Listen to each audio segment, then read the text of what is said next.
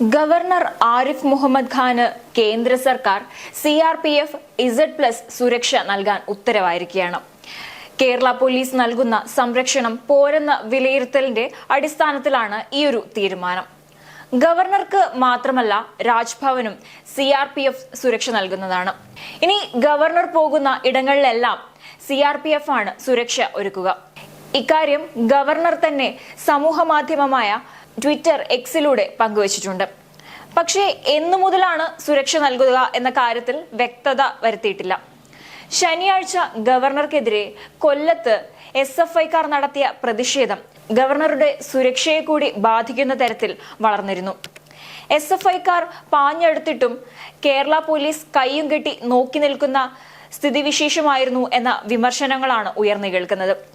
ഈ ഒരു ഘട്ടത്തിൽ ഗവർണർ തന്നെ കേന്ദ്ര ആഭ്യന്തരമന്ത്രിയെ വിളിച്ച് താൻ നേരിടേണ്ടി വരുന്ന അരക്ഷിതാവസ്ഥയെക്കുറിച്ച് ധരിപ്പിച്ചിരുന്നു. ഇതോടെയാണ് കേരള പോലീസിന്റെ സുരക്ഷ വേണ്ട, പകരം CRPF സുരക്ഷ മതിയെന്ന് കേന്ദ്ര ആഭ്യന്തര മന്ത്രാലയം തീരുമാനിക്കുന്നത്. കൊല്ലം നിലമേലിൽ ശനിയാഴ്ച SFI നടത്തിയ പ്രതിഷേധം മാത്രമല്ല, ഡിസംബർ 11 ഗവർണർ എയർപോർട്ടിലേക്ക് പോകുമ്പോഴും ഗവർണറെ തടഞ്ഞിരുന്നു. അതുപോലെ കോഴിക്കോട്ടും ഗവർണർക്ക് വലിയ പ്രതിഷേധം നേരിടേണ്ടി വന്നു. കഴിഞ്ഞ കുറച്ചു നാളുകളായി ഗവർണർക്കെതിരെ SFIയും DYFയും പ്രതിഷേധിക്കുന്നുണ്ടായിരുന്നു. പിണറായി സർക്കാരിനെതിരെ ഗവർണർ എടുക്കുന്ന ശക്തമായ തീരുമാനങ്ങൾ സംസ്ഥാന സർക്കാരിനെ ചൊടിപ്പിച്ചിരുന്നു.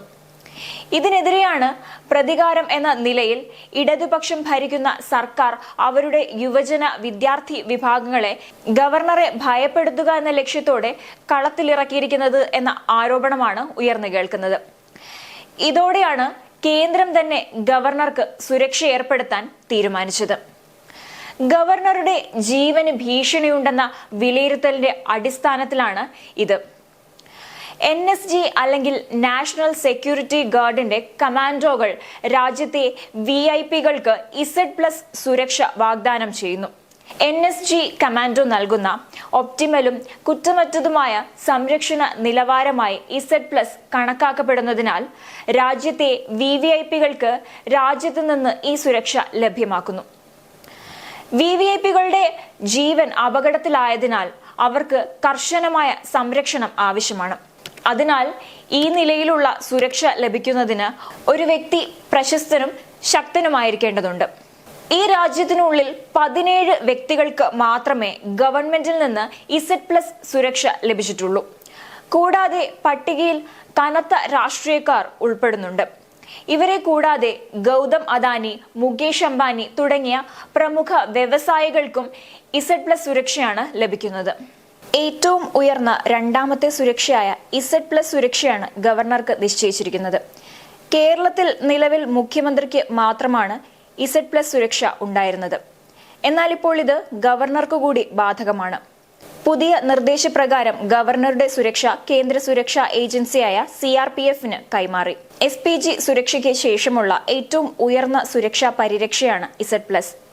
ഈ സുരക്ഷാ സംവിധാനത്തിൽ CRPF കമാൻഡോകൾക്കൊപ്പം 55 സുരക്ഷാ ഉദ്യോഗസ്ഥരും ഉൾപ്പെടും.